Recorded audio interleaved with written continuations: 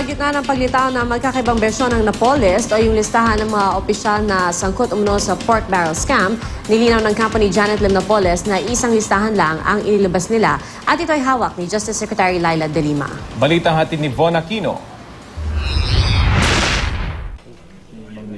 Bukod sa Lacson copy ng Napolist na ngayon ay hawak na ng Senate Blue Ribbon Committee, may dalawa pang Napolist na hawak ang Department of Justice.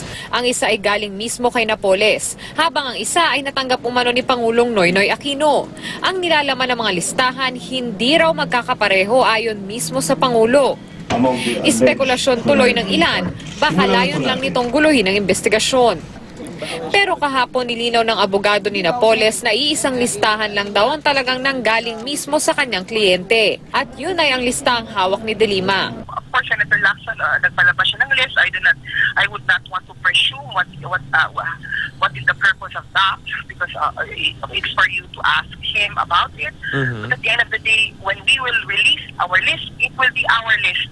Sinusubukan pang kunin ng GMA ang reaksyon ni Lacson tungkol dito. Formal lang hiniling ng kampo ni Napolist sa Department of Justice na i-endorso siya sa Ombudsman para maging state witness. Yan ang eksklusibong impormasyong nakuha ng GMA News. Layo ng hakbang na ito na mabigyan si Napolist ng immunity sa mga reklamong plunder at graft kaugnay ng PDAF scam. Ayon sa ilang source ng GMA News, sa sulat ng abogado ni Napolist kay Justice Secretary Laila De Lima, nakasaad na handa raw si Napolist na makipagtulungan sa gobyerno at tumestigo base sa kanyang personal na nalalaman hindi lang sa mga kaso kaugnay ng Priority Development Assistance Fund o PDAF, kundi maging sa iba pa umanong scam tulad ng sa Malampaya Fund at sa Department of Transportation and Communications o DOTC. Nais ni Napolist na maging state witness sa ilalim ng Witness Protection Program ng gobyerno. Isinumite na kahapon ni Napolist sa DOJ ang kanyang pirmadong initial affidavit na naglalaman ng listahan ng ilang opisyal ng gobyernong di umano'y nakatransaksyon niya. Gayunman, hindi pa ito ang kabuang listahan